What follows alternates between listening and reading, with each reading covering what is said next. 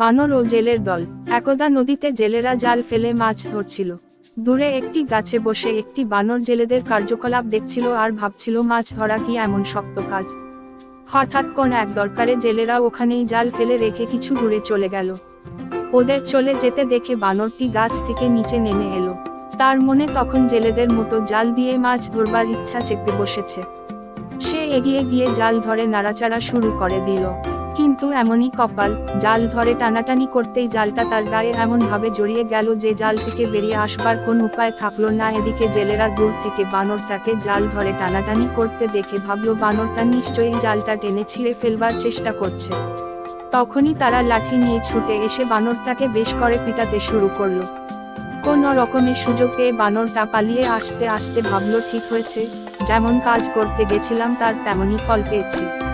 মাছ ধরবার কিছুই জানি না আমি, সুতরাং জালে হাত দেওয়া মোটেই উচিত হয়নি আমার।